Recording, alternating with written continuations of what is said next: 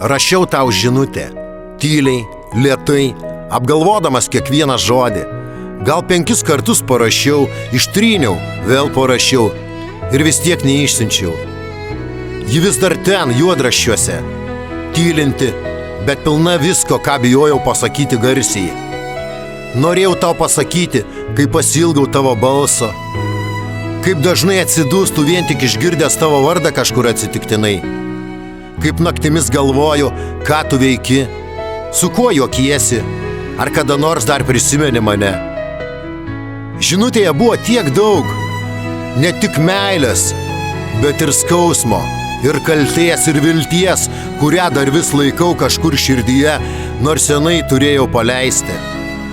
Aš norėjau pasakyti, kad vis dar myliu, kad galbūt visada mylėsiu, kad tai, ką jaučiau ir jaučiu, buvo ir yra tikra, nepriklausomai nuo to, kaip viskas baigėsi.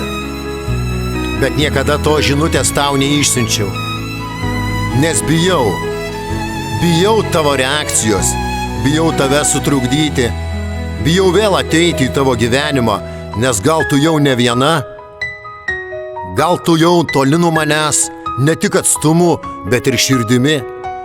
Galbūt tavo pasaulyje man jau nebėra vietos ir mano žinutė tik sugriautų tai, ką sunkiai sukūrei be manęs.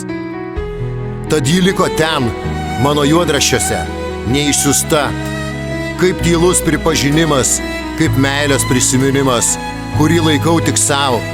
Ne todėl, kad nenoriu, jog tu žinotum, bet todėl, kad kartais meilė reiškia ir tai, kad reikia leisti žmogui gyventi be tavo žodžių.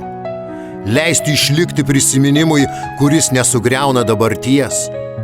Gal vieną dieną ir ištrinsiu tą žinutę, o gal niekada. Bet kol ji ten, ji primena man, kiek daug tu man reiškiai ir vis dar reiški. Real Dreams.